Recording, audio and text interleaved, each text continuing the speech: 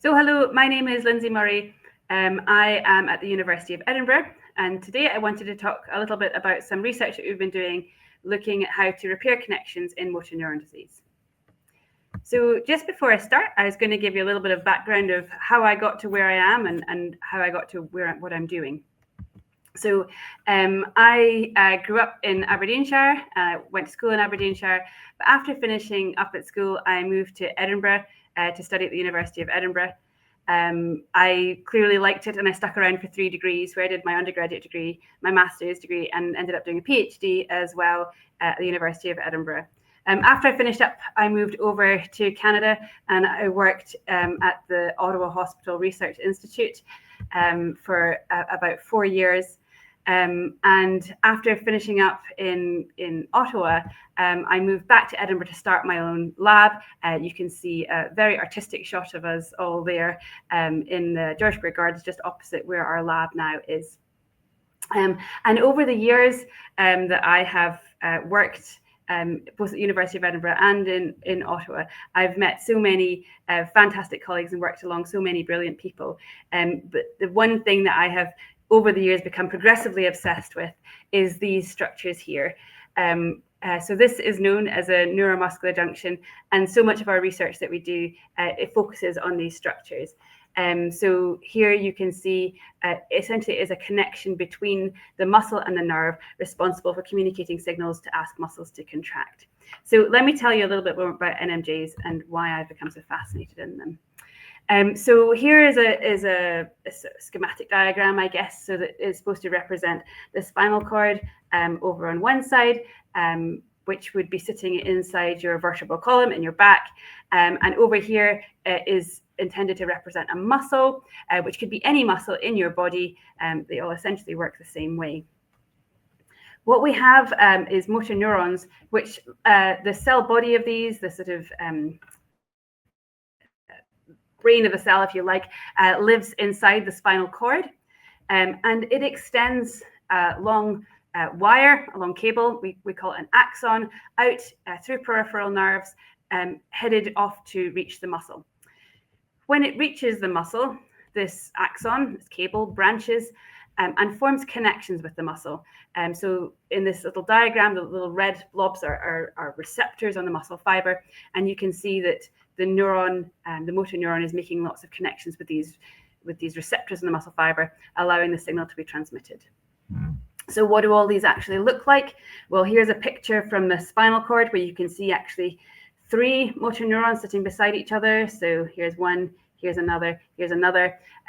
So 3 motor neurons sitting beside each other. These are the cell body sitting in the spinal cord. This image here shows some fluorescently labeled axons. You can see maybe 4 or 5 of them in this picture, which are extending along the nerve. And here is a picture of a cluster of neuromuscular junctions, where you can see we have a really lovely association between the neuron, which is shown in green, which forms this elaborate structure and is really, really close association with the receptors, which are shown in red on the muscle fiber.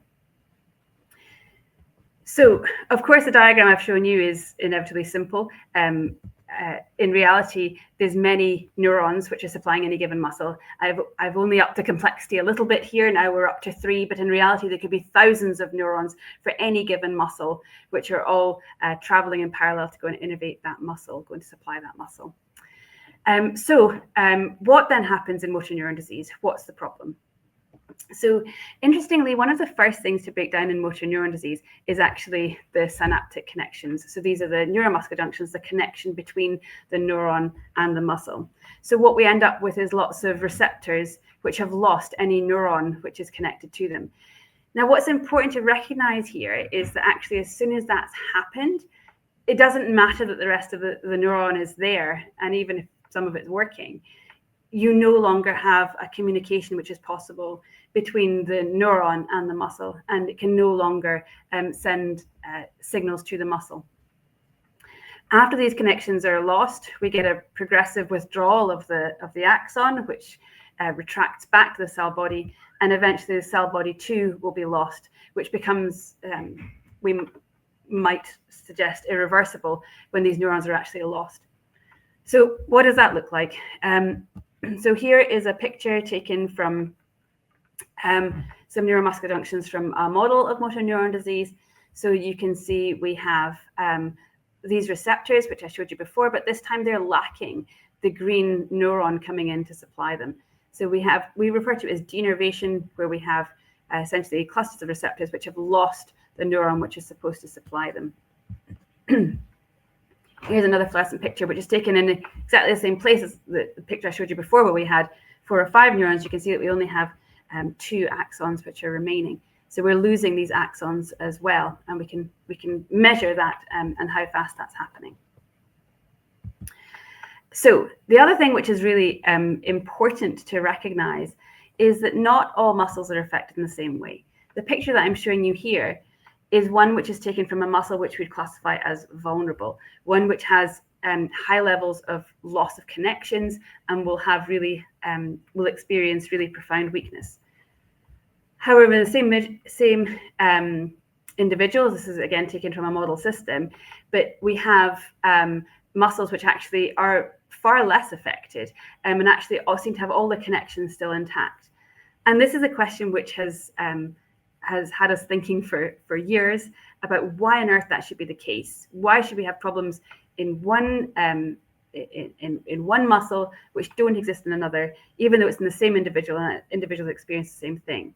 And often these patterns can be really predictable. It's not a random thing that one muscle will go and one muscle won't.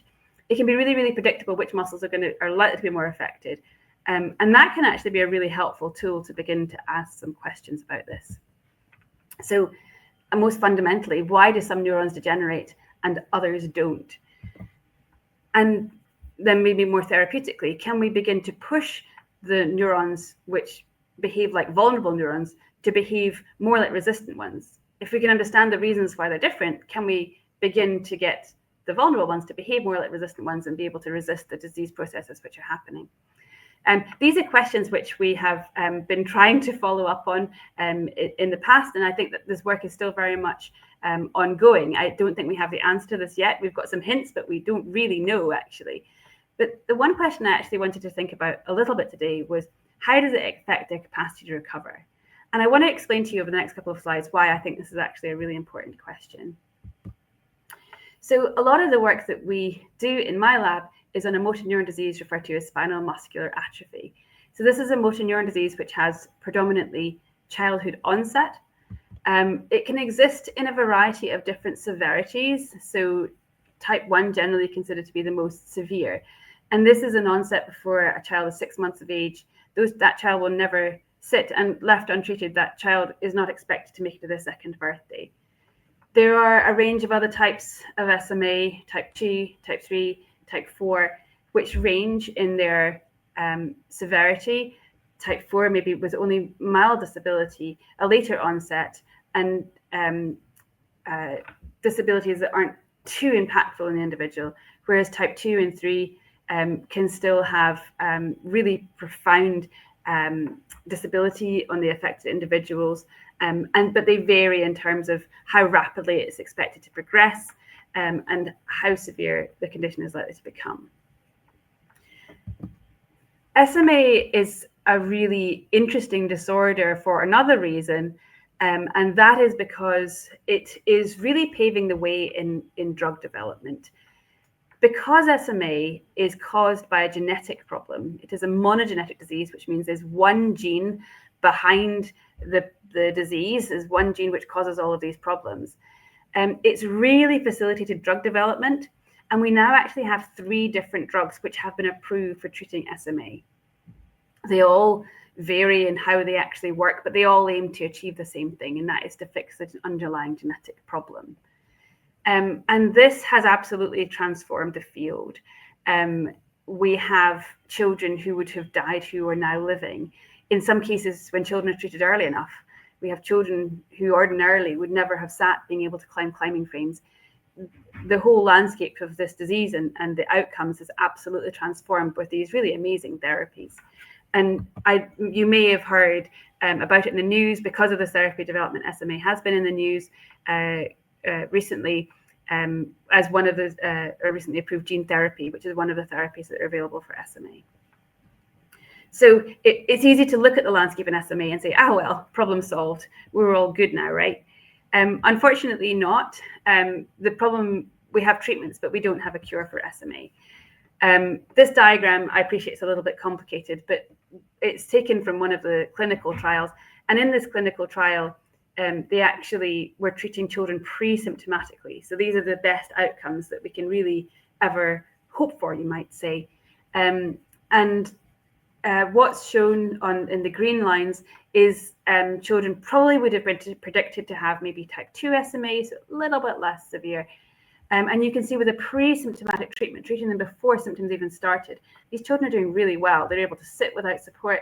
They're able to stand. You know, most are walking alone. So the outcomes are really impressive. Whereas if you take the children that were going to be perhaps predicted to be type 1, the outcomes are a little bit different. Whilst they are still doing so much better than they would have done without treatment, you can see that there's still quite profound disability. Children who, many who are not standing alone, many not walking alone. There's still really quite profound motor problems there, problems of movement. Other things which are commonly reported in people is limited mobility, ongoing weakness, fatigue, dysphagia, problems swallowing. Some individuals still needing help with breathing at nighttime, many suffering from chronic pain, and scoliosis, that curvature of the spinal cord, is also becoming a really big problem. So we're certainly not done yet. There's a lot of problems which exist in SMA, which we still need to think about. And given that people are now living, we hope, full lives, we want to make sure that they're going to stay healthy throughout their lifespan and as healthy as possible. So what's going on here? Why, when you give a drug so early, do we still have people experiencing these symptoms? And the simple answer is we don't really know for sure, but I suppose these are some ideas.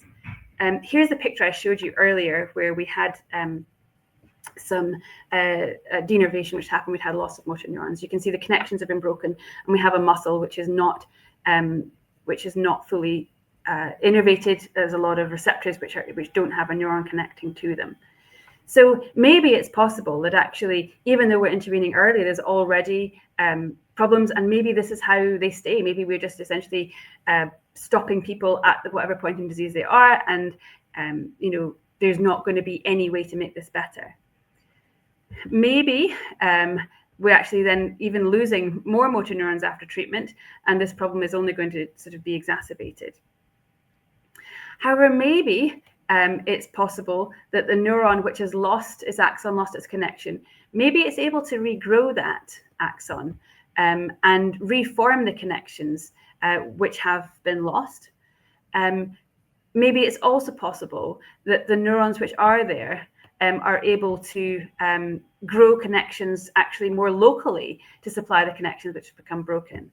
So I guess we're interested to see to what extent regeneration is happening in SMA and to what extent compensation is happening. So regeneration really refers to that regrowing of axons which had been lost. And compensation is when in a muscle you have the local connections actually growing out to make a sort of a bigger sort of sphere of influence, if you like, for the motor neuron which is still there. So we've been really interested to use our model systems to ask to what extent are any of these happening after you give treatments in SMA. We've been trying to do this and look at how motor neurons are able to recover and how neuromuscular junctions are able to recover, and look at it depending upon how vulnerable that muscle actually was. So if we start by looking at a muscle which I showed you earlier, which is one which actually was not too affected in disease, how does it recover? How does it deal with things when you give it the therapy, when you try and fix the underlying genetic problem? So I apologize, this is the most complicated bit of a graph I'm going to show you today, but I quite like them, so I hope you'll bear with me while I explain it to you. So this is, we refer to as a radar plot, and round the outside, you essentially have all the parameters that we can measure about a neuromuscular junction to see how healthy we think it is. Does it look swollen? Is the connection intact? Does it look like it's developing properly? How many are there? How many connections are there? How many wires are there? Etc. So, and in the yellow and grey lines, what you essentially have is an equilateral septagon, I think is what we have. But you can see that everything in the healthy, normal, unaffected individual sits at the 100% line. Everything's absolutely fine in the healthy control. And what you have in the orange line is a description of what that muscle looks like when you have it in a disease model. And you can see that in this one, as we said, it's not too badly affected, but we can see there's some things going on. Some of the connections look a bit swollen. There's maybe a little bit fewer of them. And perhaps you can make that out in the picture. We can see these sort of lumps and bumps. They're not normal, but they're pretty good. So then the blue line represents what happens after you treat it. And I guess what I want you to visually see from this is that things are a lot better. And in fact, sometimes they actually exceed the healthy control line. So from this, we can actually conclude that if you give treatment in muscles which actually weren't going to be too badly affected, the treatment really effectively resolves any defects which might have manifested. And you can see a really nice, robust recovery. If we then compare that to a different muscle, one which did have quite high levels of pathology, which did have a lot of loss of connections and a lot of things which were going on. I'm showing you this graph again, but the same principle is true. The healthy control is all around the outside, all the parameters of these connections at 100%. And this time, the disease model is shown in orange, and you can see how that line really significantly deviates from the healthy control situation. We have a lot of problems going on, a lot of loss of connections, really profound loss of the number of wires coming in, really profound loss of the number of end plates there as well. So a lot of problems happening, which is nicely represented in this graph. And this time, if you look at the blue line, what's really neat, I hope you can see quite visually, is that a lot of the parameters recover really, really well. We can see that actually intact connections is nearly completely resolved by giving this treatment. But what you can see on the lower part of the graph is there's still things there that have not resolved. There's still problems there, particularly with the number of wires, the number of axons coming into the muscle, and the number of total connections which are made. So this is, I feel, a nice visual representation of how you can see that in a muscle which is more vulnerable, the recovery is less robust, and there's still problems which are present. So let's try and sum that up. In the last slide, I posed that we didn't know whether we were getting regeneration or compensation happening. I think given the progressive loss of these wires, these axons coming into the muscle, it seems that we're not getting good regeneration happening, and we're still losing these wires that are coming in. But what we are getting is really impressive compensation. So the neurons which are left are being able to grow out and form new connections which had been lost, and able to effectively keep this muscle really well supplied, but doing so with far, far fewer neurons than there was supposed to be. So less regeneration, but more compensation happening. What I guess we're worried about is that if you do have this single neuron, which is now covering a territory much bigger than it was supposed to, what's going to happen in the long term? What's already happening, perhaps, is that it can't sustain it. It's working too hard. It's under a lot of stress, and it's going to lose connections and not be able to sustain them. And that's going to end up to this chronic weakness and chronic problems as a child grows or as an adult ages. You're going to have these sort of ongoing problems which are going to occur because the motor neurons that are left behind are essentially working much too hard. So that brings me on to a project which we are working on at the moment. So we were really fortunate to get funding of a joint initiative between MND Scotland and the Anatomical Society to fund a PhD studentship. So this is a picture of myself and Ernie, who is a PhD student who's working on this project. And in this project, our goal is to try and find ways to slow disease progression in motor neuron disease by helping motor neurons regrow. So how are we doing this? So this whole project was inspired by some work from a scientist called Michael Levin, who works at Tufts University in the States. And he works on looking at ways to get neurons to grow more effectively and to form new connections. He showed that by using drugs, there was a variety of drugs. I'm showing you some data here from one which was used for migraines, which essentially activates specific type of receptors. And the experiment that he does is works on tadpoles, and you can essentially transplant an eye from one tadpole onto the tail of another tadpole. And if you don't give a drug, you see that not very much happens.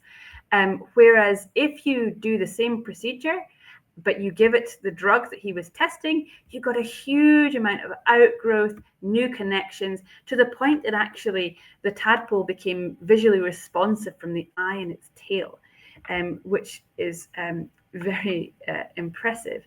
So it came to us to say, okay, he's got a range of these drugs which actually have high translational relevance because they're drugs which are being repurposed from other neurological disorders. Could we see if any of those in our now mammalian system, as opposed to the amphibian system, are they able to encourage this outgrowth and encourage new connections to happen? So that's what we're doing in this project. We're trialing these drugs to see if we can try and get a better repair of connections following some disease happening. So how is this ever going to help? So there's a few theories that we have where we think this can be useful in SMA to target the chronic problems which exist after treatment, but also be very relevant in ALS as well. So the first thing that this approach might do is actually help stabilize. If these types of drugs are able to kind of promote the ongoing growth and remodeling and adaptation of neurons and their connections, then maybe that can increase the stability of the connections which are there and help support, if neurons have become particularly enlarged, help support them and help maintain the veracity of those connections for as long as possible. And so we hope that these drugs might be able to protect connections and keep them stable. The other way it might help is if you have a neuron which is undergoing retraction, which could be happening in ALS, it could also be happening in ongoing in SMA, that maybe these drugs can help that regrow and reform connections with the muscle and get some regeneration happening, and therefore potentially repair the damage which has been done in disease. Lastly, I've shown you this process of compensation, and perhaps by putting these drugs in, we can make this process of compensation more efficient and make these connections which are made more stable. And by doing so, be able to slow the progression of disease and slow the progression of the loss of these connections. So that's what we're working on right now, and we're exploring a whole range of drugs which we hope might be able to do this in model systems. And we hope, because of the drugs we've selected, that in the future they could have translational relevance, because the kind of drugs we're testing are already ones which are approved for use in people. So with that, of course, I need to acknowledge the people that helped me on this mission and the people that fund it. So there's a picture of my lab I showed you earlier. I have a team of postdocs and PhD students who work with me on these projects. And we're very grateful, of course, to all the people who fund our research, which includes MND Scotland and the Anatomical Society for funding the current project that I just talked to you about. So yeah, thank you very much for your attention.